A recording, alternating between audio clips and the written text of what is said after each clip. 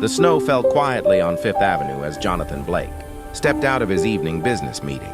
At 37, he'd grown accustomed to these late nights, the endless negotiations that built his commercial development empire. His dark hair was touched with early flecks of silver, his tailored black coat a shield against both the cold and the world. Success had come early for Jonathan, but it had cost him something he was only beginning to understand he'd lost.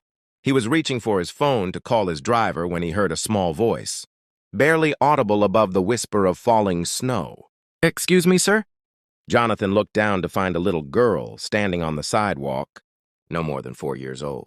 She had reddish-blonde curls escaping from beneath a worn knit cap, her cheeks pink from the cold. She wore a puffy beige coat that had seen better days, a red dress visible beneath it, and small boots that were slightly too large. A green backpack hung from her tiny shoulders, and her blue eyes were wide with an emotion Jonathan recognized immediately as fear. "Are you lost, sweetheart?" he asked, crouching down to her level. The sidewalk was cold beneath his knees, dampness seeping through his expensive trousers, but he didn't notice. The little girl nodded slowly, her lower lip trembling. "I can't wake up my mom." The words hit Jonathan like a physical blow. "What do you mean you can't wake her up?" "Where is she?" "At home. I tried and tried, but she won't open her eyes. She's on the floor by the couch." Tears began sliding down the child's round cheeks. "I got scared. I remembered she said if there's ever an emergency, go find help. So I put on my coat and came outside, but everyone just walks past me." Jonathan's mind raced, years of executive decision-making kicking into focus. "What's your name, honey?" Sophia Martinez?" "Okay, Sophia. I'm Jonathan. Can you show me where you live? Can you take me to your mom?" The little girl nodded, reaching up to take his hand with a trust that made Jonathan's chest tighten. Her small fingers were cold, even through her mittens. She led him down the street around a corner, and into a neighborhood that grew progressively shabbier. The elegant storefronts gave way to older buildings, some with broken windows, others with sagging steps. They stopped in front of a narrow brownstone that had been divided into apartments.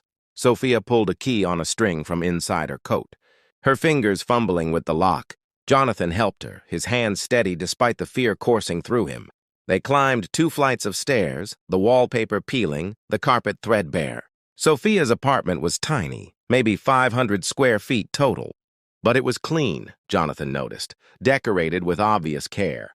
Children's drawings covered one wall, held up with colorful tape. A small Christmas tree sat in the corner, handmade ornaments hanging from its branches. And there, just as Sophia had said, a woman lay motionless on the floor beside the couch. Jonathan rushed to her side, his fingers finding her neck, searching for a pulse. It was there, faint but steady. The woman was young, maybe 30, with light brown hair pulled back in a braid. Even unconscious, Jonathan could see the delicate features, the exhaustion etched into her face. Her skin was pale, too pale, and when he touched her forehead, it burned with fever. "Sophia, I need to call for help, okay?" Jonathan pulled out his phone, dialing 911 with shaking fingers.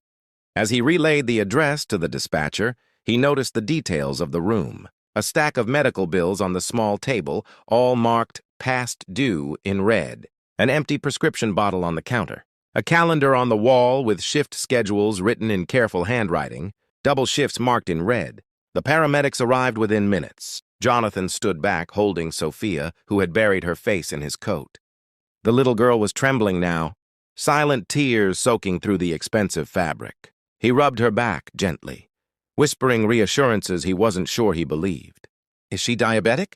one of the paramedics asked, checking the woman's vital signs. "I don't know," Jonathan admitted.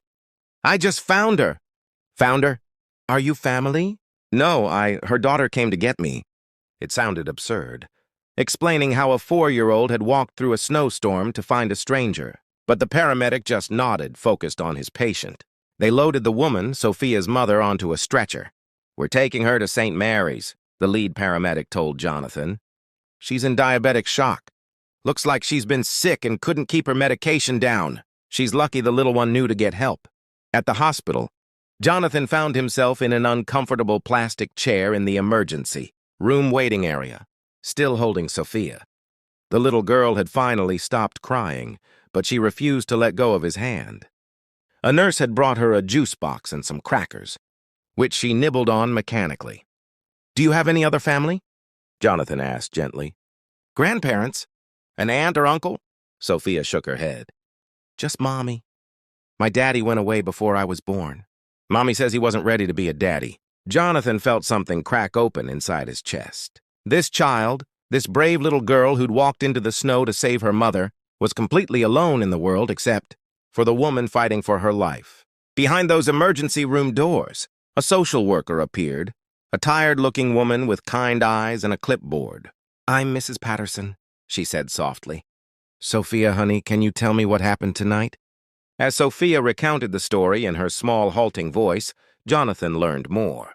Her mother, Rebecca Martinez, worked as a night nurse at a care facility across town. She'd been battling the flu for days but couldn't afford to miss work. This evening, after coming home from a double shift, she'd collapsed. Sophia had tried everything she could think of, had even brought her mother water and the phone, but Rebecca hadn't woken up. "I'll need to place Sophia in temporary foster care until her mother recovers," Mrs. Patterson said quietly to Jonathan. "There's no other family and—" "No." The word came out more forcefully than Jonathan intended. He softened his tone. "I mean, isn't there another option? I'll stay with her. Or she could come with me. You can't just send her off with strangers right now." Mrs. Patterson's eyebrows rose. "Mr. Blake, I appreciate your concern, but we have procedures." "You're not family. You're not even an acquaintance. The state has protocols for situations like this. Then I'll hire lawyers who can challenge those protocols." Jonathan was surprised by the intensity of his own reaction. This child just saved her mother's life by being brave enough to ask a stranger for help.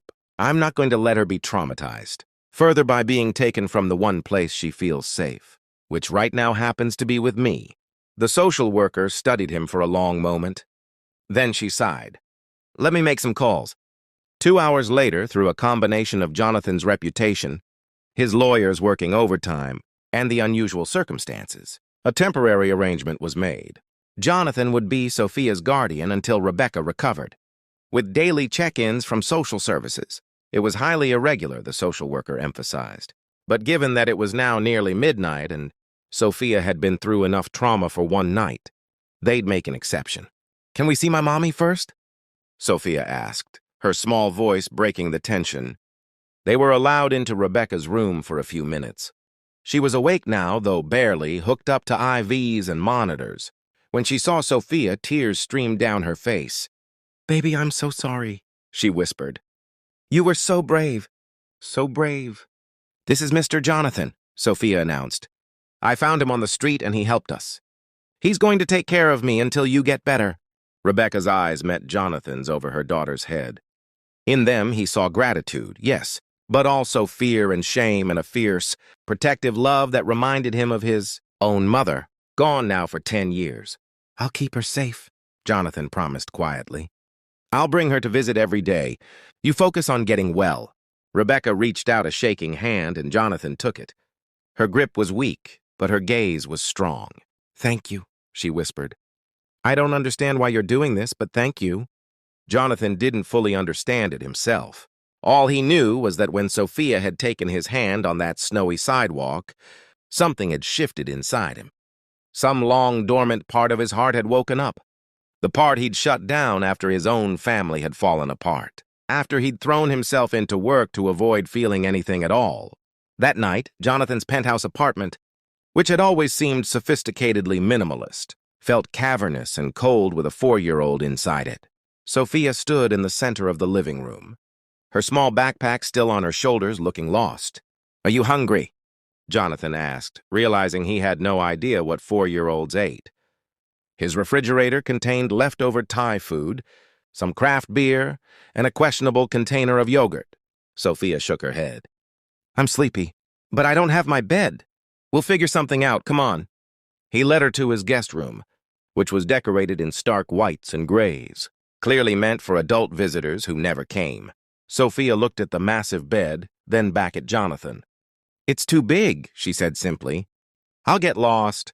Jonathan thought for a moment, then gathered pillows and blankets from a closet. On the floor beside the bed, he built a kind of nest, a smaller, cozier space. Sophia crawled into it gratefully. "Mr. Jonathan?"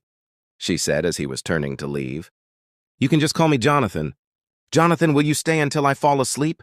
I get scared in new places." He settled onto the floor beside her makeshift bed, his back against the wall. Sophia reached out and took his hand again, and they sat there in the dim light from the hallway. "My mommy sings to me," Sophia said quietly. "But I know you probably don't know the songs." Jonathan's throat tightened. His own mother had sung to him years ago before the cancer took her. He'd forgotten that or tried to. "I might know a few," he said softly, and began to hum an old lullaby, words he didn't know he still remembered coming back to him. Sophia was asleep within minutes, her breathing soft and even. But Jonathan stayed there, holding her small hand, watching this brave little girl who'd walked through a snowstorm to save her mother. He thought about his own life, about the corners of glass and steel he'd built around himself, about the years he'd spent accumulating success while losing touch with everything that made life meaningful. The next morning, Jonathan called his assistant and cleared his schedule. Then he took Sophia shopping, a surreal experience that involved learning what size clothing 4-year-olds wore, what foods they liked, what kind of toothbrush made brushing teeth less of a battle. Sophia helped, patiently explaining things to him as if he were the child. They visited Rebecca every day. Slowly, color returned to her face, strength to her voice. The doctors said she'd been pushing herself too hard for too long, that her body had simply given out. She needed rest, proper nutrition, and to actually take her medication regularly instead of rationing it to save money. During those visits, Jonathan learned Rebecca's story. She'd been a nursing student when she got pregnant. The father, a fellow student, had vanished immediately. Rebecca had dropped out to work, planning to return to school once Sophia was older. But that day never seemed to come. Every dollar went to rent, food, childcare. She worked doubles and triples, slept 4 hours a night, and still could barely make ends meet. "I try so hard," she told Jonathan one afternoon, tears in her eyes. "I want to give her everything. Dance classes and nice clothes and the books she loves, but there's never enough." Jonathan found him